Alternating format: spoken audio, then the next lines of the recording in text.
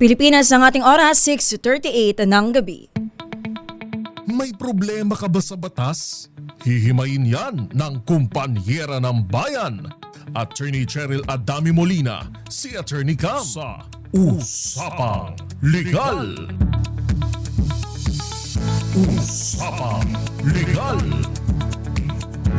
Jingle bells, jingle all the way. Oh, what fun it is to ride in a one-horse open sleigh. Jingle bells, jingle all the way. Oh, what fun it is to ride in a one-horse open sleigh.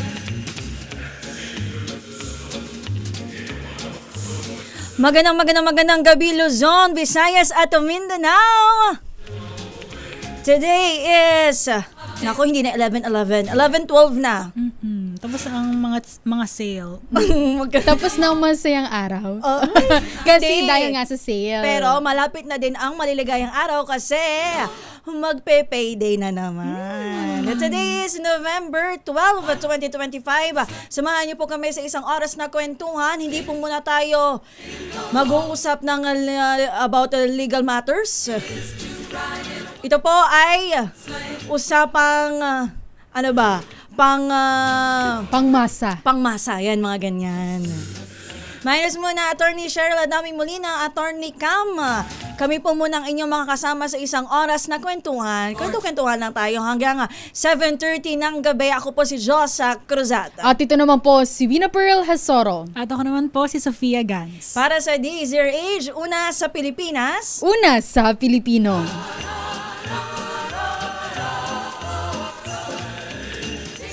Ilang araw na nga lang ba, Pasko na?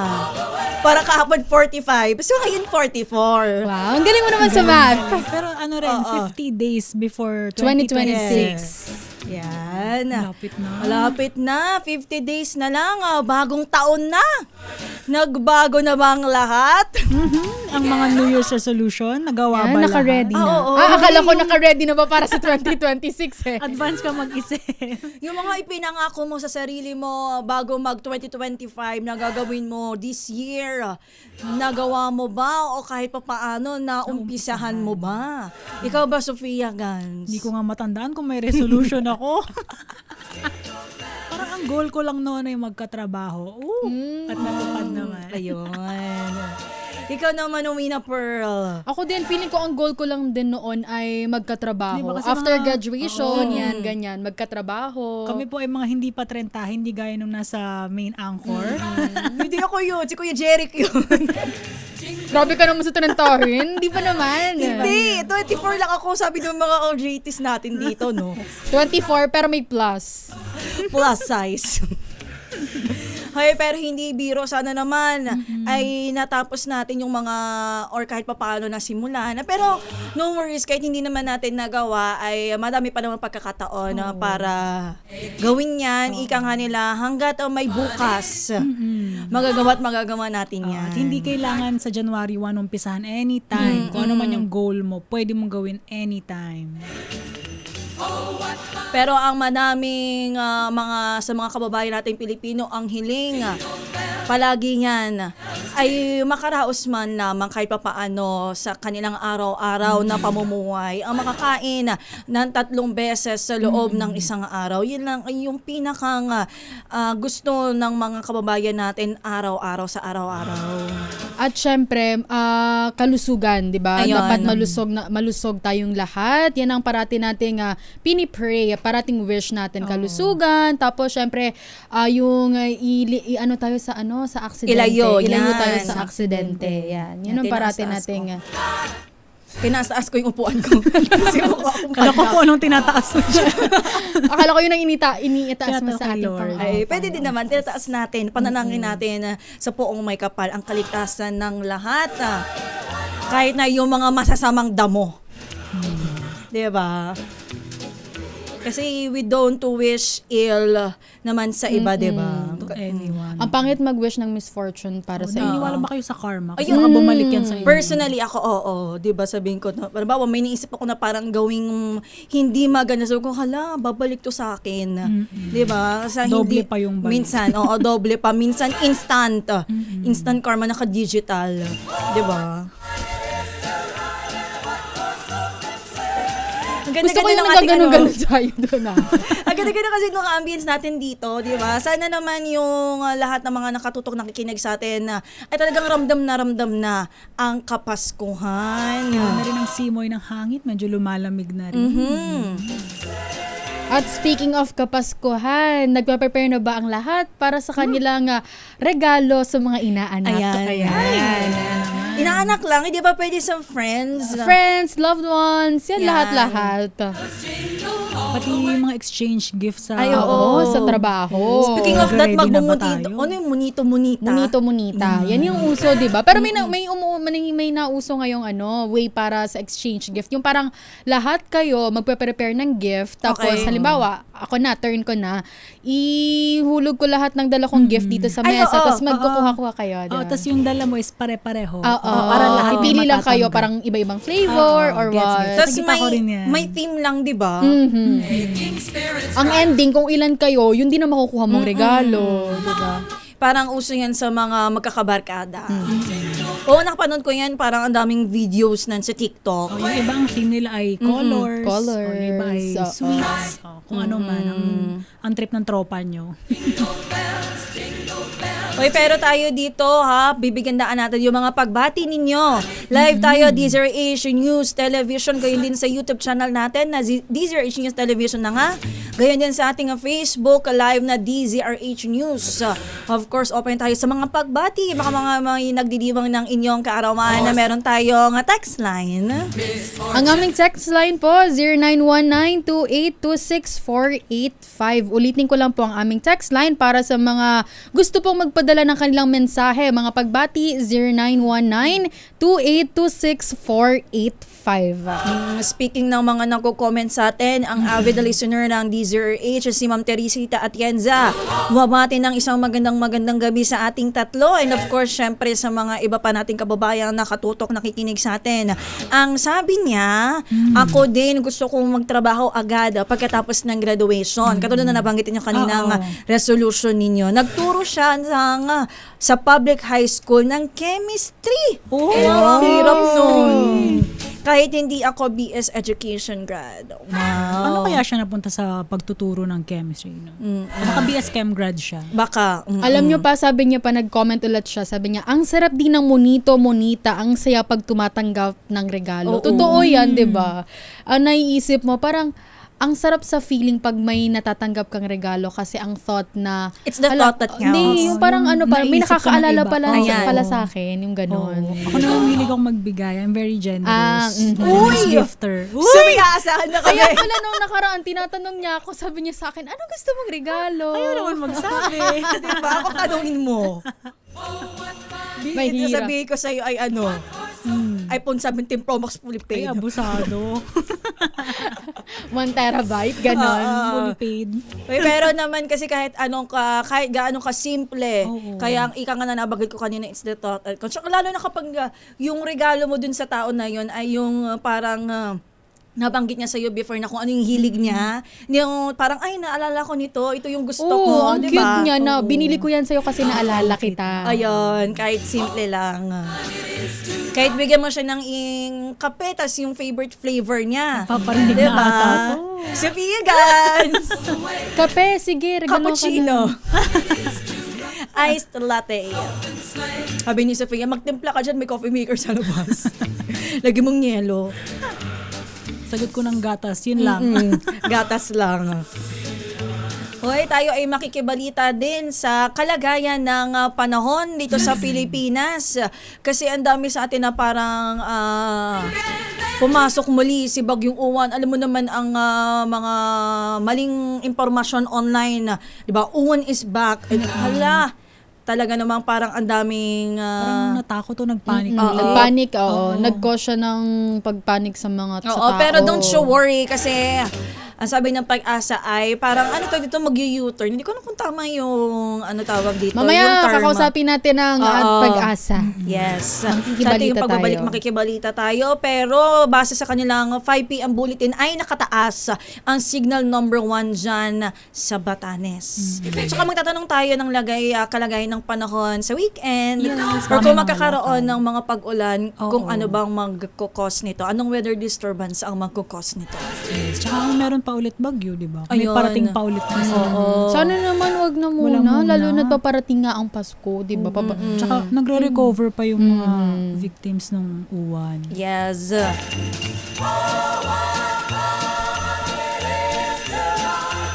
Anong taas-taas nung kanta nila, no? Tayo ay magbabalik sa ating pagbabalik. Tayo kakausap ng weather forecaster from DOST Pag-asa, and of course, ang mga katanungan ninyo tungkol sa kalagayan ng panahon. Baka kayo ay may lakad. Tanong na natin yan mamaya sa ating pagbabalik. Of course, ang ating oras, 6:49 ng gabi.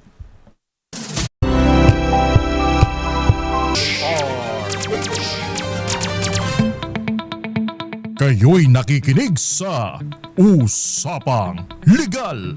Usapang Legal. Usapang Legal.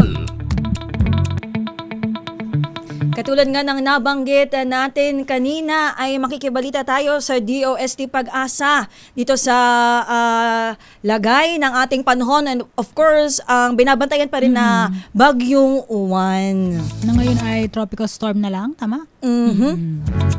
Nasa linya na po natin. Weather News. Ayan nga, nasa linya na natin si Ms. Chanel Dominguez from DOST Pag-asa. Magandang gabi po, ma'am. Magandang gabi din po sa inyo at magandang gabi din po sa mga taga-subaybay po natin. Para sa update natin dito sa bagyong si Uwan, so ito po si Uwan ay muling pumasok po ng ating Philippine Area of Responsibility at ito po ay patungo na dito sa May Taiwan at doon din po siya magla-landfall. Sa ngayon po, tropical cyclone wind signal number 1 na lamang dito sa May Batanes. Inaasahan po natin, posibleng makaranas pa rin ng mga kalat-kalat na pag-ulan dulot ng trough or ng extension nitong bagyong si Uwan dito sa Ilocos Norte, Batanes at Babuyan Islands. Sa mga tayong Intertropical Convergence Zone or ITCZ ay inaasahan po natin magdadala rin po ng mga kalat-kalat na pag-ulan dito sa Davao Region, Sorsogon at Surigao del Sur. For Metro Manila and the rest of our country, magiging maaliwalas naman ang ating panahon, pero asahan din natin yung init at alinsangan lalo na sa tanghali hanggang hapon na may mataas na tsansa ng mga localized thunderstorm pagdating sa hapon at sa gabi.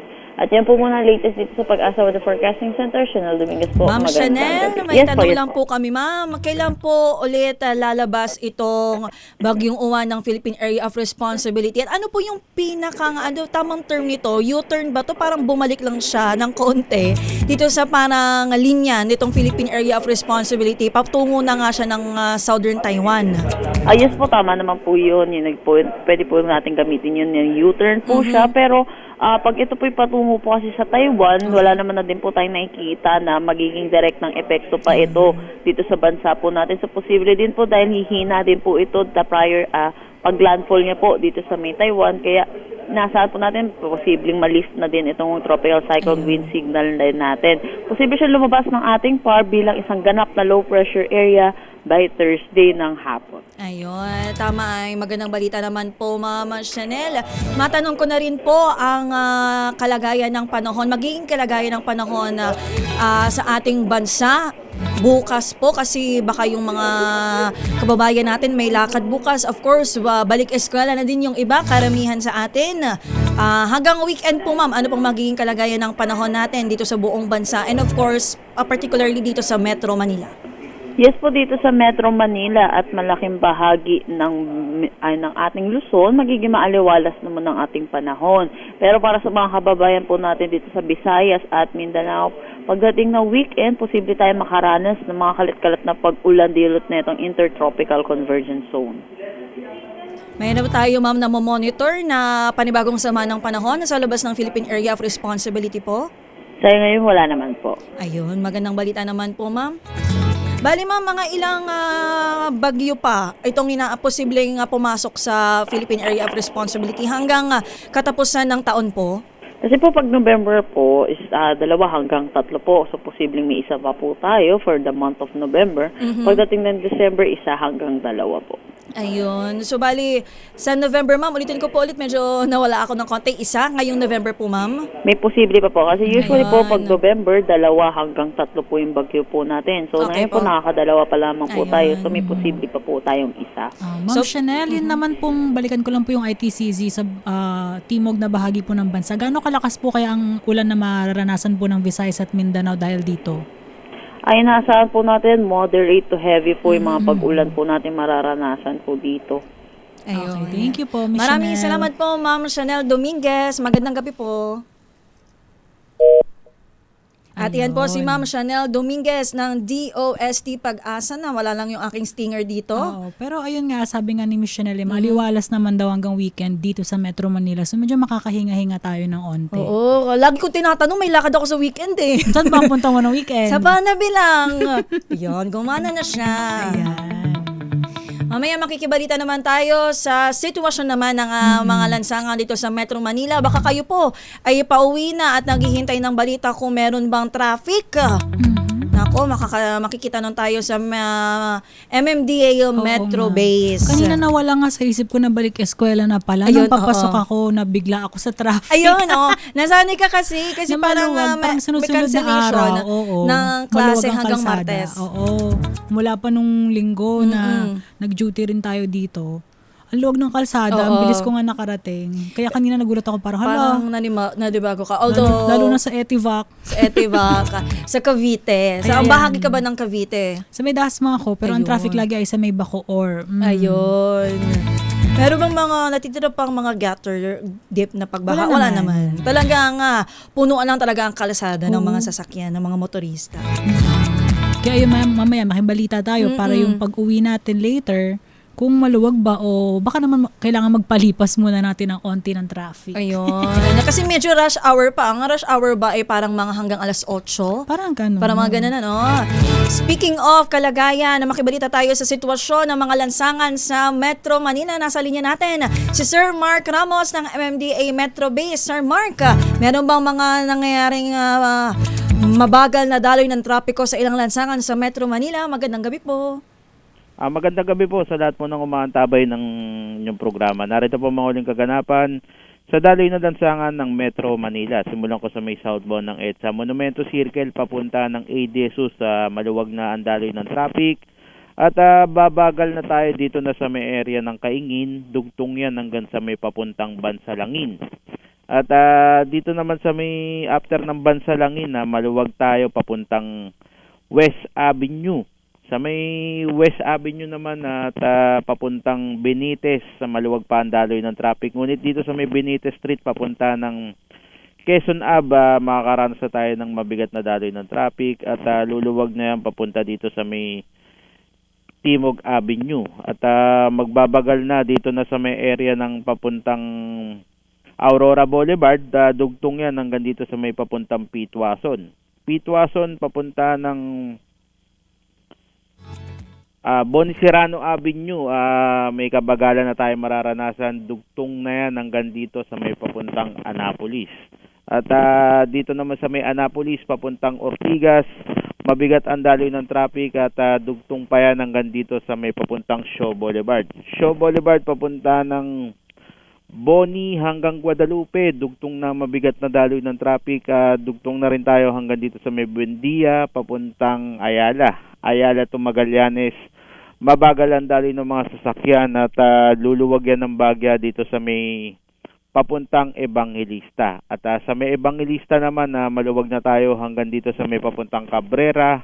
Magbabagal na tayo dito na sa may area ng tramo papunta ng Pasay Top. After ng Pasay Top, maluwag tayo papuntang Park Avenue hanggang dito sa may papuntang FB Harrison. Magbabagal na lang yan sa mga intersection ng Roas EDSA pati ng intersection ng Makapagal. After nyan, maluwag na tayo dito sa may papuntang Mall of Asia. Ganon din dito sa may northbound, mabagal din yung mga intersection ng Makapagal pati ng Roas Boulevard. At maluwag pa yan hanggang dito sa may FB Harrison at magbabagal ulit papuntang Park Avenue. Dugtong pa yan hanggang dito sa may Pasay Top. Luluwag na dito ng bagya sa may Apelo Cruz, ngunit sa may papuntang Magallanes, mabigat na ang daloy ng traffic. Dugtong na yan hanggang dito sa may Ayala, hanggang Buendia, hanggang dito sa may Guadalupe, mabigat na ang daloy ng traffic. Dugtong na rin yan hanggang dito sa may papuntang Pioneer hanggang Shaw Boulevard. Shaw Boulevard to Mega Mall hanggang Guadix Drive, mabagal ang daloy ng traffic. At luluwag lang yan ang bagya dito sa may pakyat ng Ortigas Flyover.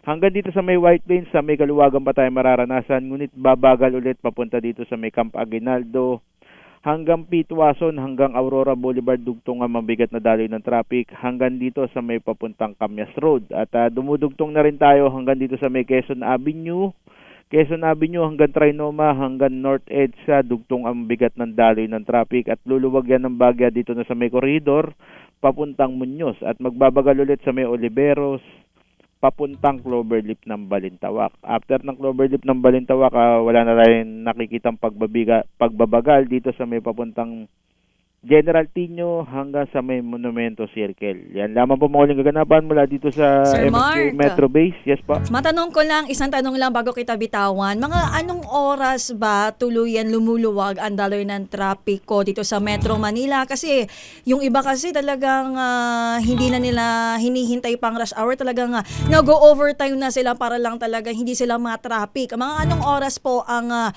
maluwag na daloy ng trapiko sa Metro Manila, sir? Mama, wala po tayong masasagot po talaga dyan. Kung Kalimitan anong oras kasi, po. oo.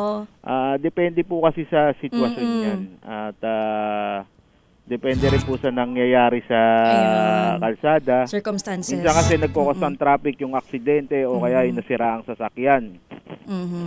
Yun lang Kaya naman hindi po, po- sir. Pero kadalasan po talaga ang mga pagdating ng 4 hanggang 8. Ayun. Doon talaga yung mismong rush hour, Sir Mark? Opo. Kasi yun po yung uwian ng mga nagtatrabaho kadalasan. Alright, maraming salamat po, Sir Mark Ramos. Magandang gabi po at ingat po kayo dyan sa MMDA Metro Base. Okay po, salamat po. Medyo parang ako na ang nagtanong. Kasi ang daming, talaga namang yung iba ay talagang iwas sila sa trapiko, di ba? Oh, pero yun namang mga nabanggit ni Sir Mark Ayala, saan pa ba yung nabanggit niya? Yung mga lugar natin na traffic, lagi naman yun ganun. Talagang ganun na Oo, talaga kasi siya. yun yung like central hub ng mga nagtatrabaho. Tsaka nga nabanggit niya, hindi naman natin alam kung kailan ang aksidente. Yeah. Yun yung kalimitan talaga na talagang bumabara ang daloy ng trapiko, yung mga hindi inaasahang aksidente. Kaya naman, ang ano dyan ay disiplina. Ingat-ingat po sa pagmamaneho, lalo na't yung buti nga hindi maulan. Oo. Kasi yun ang kalimitan na parang Madulas. madalas ang kalsada, tapos parang Mahirap makakita. ayan. Sa ating pagbabalik, magpapasok tayo ng report mula sa labas ng himpilan. Makibalita tayo. Ang ating oras, 7:06 ng gabi. Jingle bells jingle all the way. Oh, what fun it is to ride in a one-horse open sleigh. Ang ating oras, 7:14 ng gabi. Tumanggap muna tayo ng ulat mula sa labas ng ating himpilan. Dahil yun pong mahigit 300 na Pinoy na human trafficking victims dumating na sa bansa mula sa Thailand. Ang buong detalye sa report ni RH27 Noche Kakas. Noche? Diyosa, at uwi na, dumating na sa Ninoy Aquino International Airport, Terminal 1 sa lungsod ng Pasay ang 346 Pinoy repatriates sakay ng chartered flight ng Philippine Airlines mula Thailand. Sinalubong sila ni Migrant Workers Secretary Hans Leo Kakdak at iba pang opisyal ng ahensya at Presidential Anti-Organized Crime Commission. Ayon sa PAOK, ang naturang Pinoy repatriates ay kabilang sa sinagip mula sa Scam Hub sa KK Park sa Mayawadi, Myanmar. Inumpirma ito ng PAOK na itinawid sila sa Mae Sota River sa Mae Sota Island at mula doon ay dinala sila sa Bangkok para sa chartered flight. Sa panayam kay DMW Secretary Kakdak sa ilalim ang mga ito sa protocols ng Interagency Council Against Trafficking ng DOJ. At titingnan sila kung papaano naman sila nakapuslit sa Pilipinas papuntang abroad. Dadalhin naman sila ngayon sa isang hotel sa lungsod ng Pasay.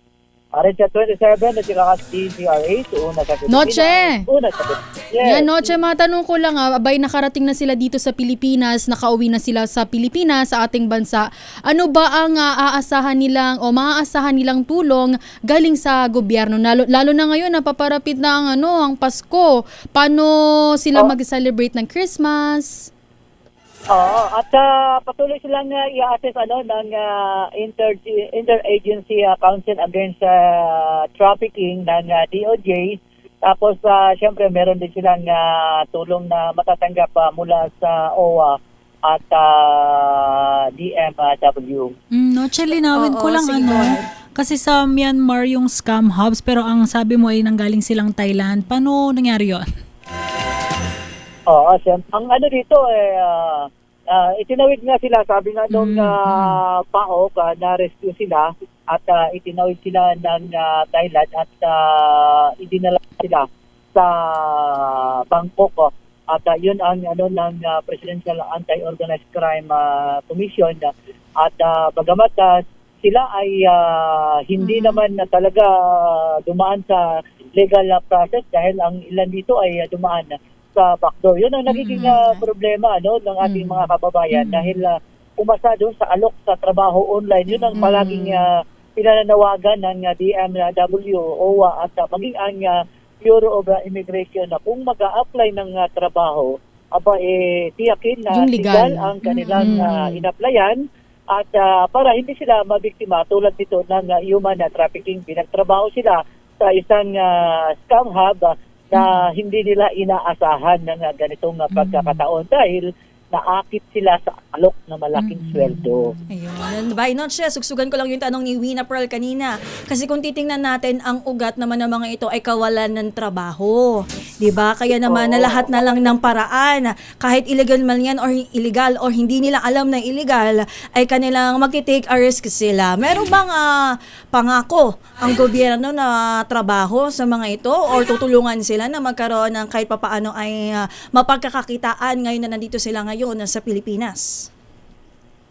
Ayan, at yun ang magiging trabaho ng pamahalaan, ng mga ahensya ng pamahalaan, yung livelihood program. Oo, tapos titingnan kung saan sila pwede at para matulungan din sila ng kahit papaano ng ating gobyerno. Ayun. Ayan. Pero Noche, kailan ba sila pwedeng makauwi sa kanilang pamilya o papayagan na ba silang umuwi sa kanilang Oo, pamilya? kasi nabanggit mo, ipinaprocess pa sila, di ba? Dito muna sila sa isang hotel sa Pasay. Siyempre, sa ilalim pa sila ng stress Ayun. counseling, yung counseling.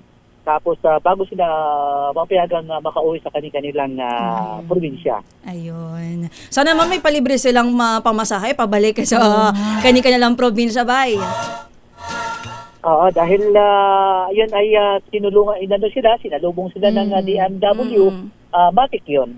Ayan. Kasama ba sumalubong si Secretary Kakdak? At Leo Kapdak at si yung PAOK director. Si Benjamin Accorda. Accorda. Ayan. Pero by Noche, maiba ako. Kamusta ang kalagayan ng natin dyan sa labas? Umuulan ba? Mainit? Napakaganda ng panahon Ayun. ngayon. Maalinsangan na Oo, maalinsangan. Kasi diba kanina sobrang tirik din yung araw Totoo. kanina. At ngayon maalinsangan. Pero so far, good news naman dahil wala tayong na-encounter or na-experience na pag-ulan itong maghapon. Sa iyong paglilibot sa lansangan ng Metro Manila, may mga nakikita ka bang mga minor accidents? O kung ano man yung parang napupukaw yung iyong atensyon? Yun nga ang ating trabaho talaga na mag-iikot, roving. Ayan. Pero so far, wala namang naitalang untoward incident. Ayan. Good news naman. Makikibalita ulit kami sa iyong pag-iikot sa buong Metro Manila. By Noche, maraming salamat at magandang gabi. Maraming salamat sa inyong dalawa. Balik sa inyo. Nandito si Sophia Gans. Ayan. Yan po si RH27 Noche Kakas na ngayon ay nasa NAIA.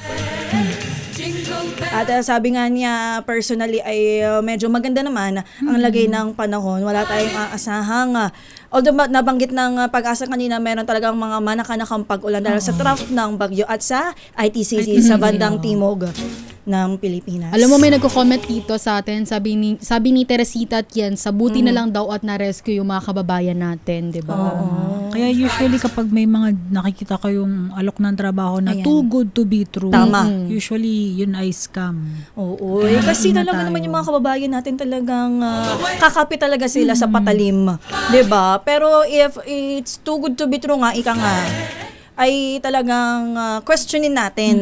Tayo yung magdalawang isip, hala, wala pong instant pera. Oo. 'Di ba? Andyan naman lagi ang dole para pwede natin i-confirm sa kanila Kung kung, totoo ba legitimate yun. yung mga Oo. job offer. Oo. Kung talaga nangangailangan tayo ng trabaho, why not lumapit talaga tayo sa dole, di ba? Marami naman silang job offerings, meron silang mga connections kung gusto mo talaga ng trabaho kahit papaano, di ba? Pero nakakalungkot yun para sa ating mga kababayan kasi syempre nag-take the risk na nga sila, 'di ba? Tapos pagdating doon niloko lang pala sila, 'di ba? Oo, ginamit din sila sa panloloko. Or 'di ba may iba niya na parang bago ka umalis dito magbibigay ka ng gantong pera Oo, para oo. makalabas ka. Tama. Tapos pagdating mo doon, iba pala yung trabaho na sinasabi sa iyo, 'di ba? Ang masakit doon, ipinangutang mo pa ang inalabas mong pera kung hinihingan ka man. Tapos, hindi na nga ikaw nagkaroon ng trabaho doon, pagdating mo dito, baon ka pa sa utang. Saan mo ngayon kukunin ang iyong ipangbabayan? Kaya sana yung mahigit 300 o yung 346 na mga repatriates natin, maalalayan talaga ng national government. Tsaka tama lang yun na mag-undergo sila sa counseling. Tama. No? Kasi syempre, ang Hindi mo rin stress, alam yung working ang conditions nila doon. pinagdaanan nila doon, di ba? Hindi mo pa alam yung kung anong attitude ng employer nila. Tama. Pero babati muna tayo, Sofia Wina, sa mga nakatutok sa atin ngayon. Siyempre, magandang gabi kay Ma'am Teresita Atienza na palagi nating nababanggit sa mga programa natin dito sa Ang Deezer ating Age. napakasipag na Oo. commenter. Lagi siya nakatutok sa Deezer Age News sa YouTube natin at lagi din siyang may mga paiwan na komento. Diba? Sabi nga niya, tama, counseling muna at huwag nang i-rescue pag umulit na. Sabi niya, uy, grabe ka naman, Ma'am Teresita, kahit gaano pa man ka, tigas ng ulo ng ating mga kababayan, dapat ang gobyerno natin palagit-lagi nakaalalay sa kanila. Sa mga nakatutok sa atin via Facebook. Ayan, magandang gabi po kay Carmelo Limosnero. Good evening daw. Watching from San Francisco, Agusan del Sur. Kala ko California. Kala ko US na. Magandang gabi din po kay Raul Destacamento. Magandang gabi, Dilag ng RH. At syempre nag-comment ang aking tatay na Yes. nanonood dyan sa Sorsogon City, sa Ticol. Good evening, Papa. Kumain na ba kayo? Ayun. evening po. Nakikinig din yung aking Mother Earth dyan sa Lucena City. Siyempre si Mama Vicky Cruzata na lagi na lang kahit sa mga kahit anong programa. Mamaya sa TNT, makikinig din yan. At ito pa, good evening daw mula kay Eduardo Narvaez mula sa Atlanta, Georgia, USA. Ayan, totoo na yan. Totoo na to. Ayan, natotoo ng Amerika. At kay Miss Mavic De Juan, sabi Yan na niya, nga, good si Ma'am- evening. Yan ang si kanyang Mother Earth ko na nanay. yan. Kompleto siya, Miss Jossa, Miss Wina, and Miss Sofia. Good Oo. evening po, Mother Earth. Magandang gabi po. Uy, sana hindi naman maulan dyan. Kasi lagi na lang kapag ako umuwi ng Quezon, medyo parang maulan. Baka ikaw ang nagdadala ng ulan doon. Sabi, wag ka nang pumunta dito. Itinakwil. Wag. Pupunta ako dyan kasi mamamas ko na ako. Maaga pa lang mamamas ko na ako. Mamamas ko pa ba tayo? May mga trabaho na tayo eh. Ako pala, sa akin pala magmamano, ano? Oo. Uy, dalawa lang inaanak ko. May inaanak na ba kayo? Ikaw? Isa lang. Isa. Oo. Ako meron ako inaanak, di ko mabilang kung ilan. Pero marami-rami na sila. Pero meron kang inaanak na pamangkin. Oo, meron. Oo. Ata. Meron naman. Uy, kinalimutan. Grabe siya. Alam mo, inaanak ko man siya or hindi, basta pamangkin ko. Yes. Nabibigyan siya. Uy, parang naalala ko, ilang months pa lang nakalipas, nakalista na kung ano ang Oo, iregalo alam mo, mo. nakita nyo naman ata yung notebook ko, Yes. di ba? Yung Mawagang aking notebook. listahan kung ano ba, kung saan ba napupunta ang aking kinikita. Ayun. Diba? Uy, ganun. Siya kalistahan ng mga ipanre-regalo. Nakalista ba kami dyan? Sisilipin ko mamaya ang notebook. Sabi ni Wina, paawat ka na. Ililista ko kayo sa may utang sa akin. Uy, grabe siya, oh. Pero tayo naman dito sa DZRH, palagi tayo, ang wini-wish naman natin, maganda at masaganang kapaskuhan, lalo na sa mga kababayan natin na talagang nasalanta ng previous calamities. Although parang may utos ba, parang na maging simple lang yung Ayan, celebrations. oo. Pero at least magkaroon sana tayo ng salo-salo, pagtitipon, para meron pa rin Christmas Ayan. spirit. Kasi nanawagan nga si Pangulong Ferdinand Marcos Jr. na gawing simple lang ang salo-salo ngayong bilang Christmas pakikiisa. o pakikiisa sa mga kababayan natin na nasalanta ng bagyong Tino at bagyong Uwan. Tsaka Diba? ng mga Lindol. Alam mo kasi tayo, meron lang mapagsaluhan kahit simpleng pagkain. Oo. Nakakasaya na yun. Talagang ang food is life talaga sa mga Pilipino. Kasi Alam mo, ano siya way siya na mag-come together Mag-bonding. yung family. Oo. Ayan, tama. Tsaka alam nyo, hindi lang siya tuwing Christmas. Kahit tuwing may birthday. Di ba yung sinasabi laging nila, pagkain. kahit ano lang, pansit o bihon lang dyan, okay na. Pampahaba lang ng buhay. May mapagsaluhan lang kayo, okay na yan eh. Basta magkakasama kayo, di ba? Buo ang pamilya. Kaya nga, di ba, kapag parang may nalulungkot kang friend mo, sabi, uy, food trip tayo. Oo. Kasi food talaga, nakakapagpasaya siya. Di ba? Parang sabi nga nila, kunwari yung ice cream therapy, Ayan, di ba? totoo. Oo. Kaya kakain ka ng comfort foods Comfort mo. food, oo. Uy, nag-crave tuloy sa ice cream. Parang may mag-aaya mamayang mag-ice cream. Hindi na, paawat na. Uy, pero swell day na, malapit na ha. Pero ang tanong namin tatlo sa inyo, kayo ba ay nagastusan kahapon? Kasi nga kahapon ay 11-11. Ay, lalo na siguro sa 12-12. Ay, oo. Alam ko mas malaki ang 12-12 kaysa sa 11-11. Ay, may ganon. Parang mas malaki ata ang sini-sale, ang big sale pag 12-12 kaysa sa 11-11. Mas malaki pa ng payday sale. Meron ba hanggang year-end sale? May Christmas sale pa yan. Ay. May end of year sale pa yan. 12, May New Year sale pa. Bakit alam mo yan? Naubos na. Every year yan ganyan. Parang ikaw, lagi ka nakaabang. Laging Bangers. naka-hover yung kamay ko sa checkout. Pustahan tayo, nakalatag na ang pagbibilan naman ng iyong bonus. Huy, wag na nating i-reveal. May listahan din ako kagaya ni Wina. Pero iba listahan naman yan. Wala ka naman mga utang. Listahan ng mga target niyang bilhin. Target na O paggastusan. bakit ako lang ang pinag-uusapan natin? Kayo din, baka na may mga plano na kayo sa bonus nyo. Plano kong matulog. Plano ko din matulog lang din. Rest is lagi Life. akong life, food is life, rest is Rest is life. life. Lahat na lang. Siyempre, lahat ng kaligayahan, nagpapadagdag ng buhay niyan. May humahabol ng bati dito sa Facebook natin, si Sir Romeo Bonador Guero. Good evening mga binibini ng DZRH. Wow. Magandang gabi po. Sir Romeo, good evening po. Si Ma'am Violeta, nabati niyo ba, Monte Calvo, magandang gabi daw kay attorney. Pararating namin yan. Kahit hindi mo kami binati. Sabi namin kay attorney Cam. Sa lahat po nang nag-comment, namamas ko po kami sa inyo. Kung pwede lang talagang mamasko. Ay, pwede naman talaga mamasko. Oo naman. Kung kayo po'y magbibigay, why not coconut?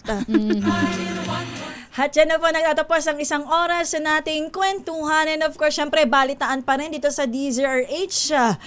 Minus muna, Attorney Cheryl Adami Molina, si Attorney Cam. Hanggang sa susunod po, makakasama ninyo at nakasama ninyo ngayong gabi. Ako po si Josa Cruzat. Ito naman po si Wina Pearl Hesoro. At ako naman po si Sofia Gans. Para sa DZRH, una sa Pilipinas, Una sa Pilipino. ang ating oras sa 7:29 ng gabi.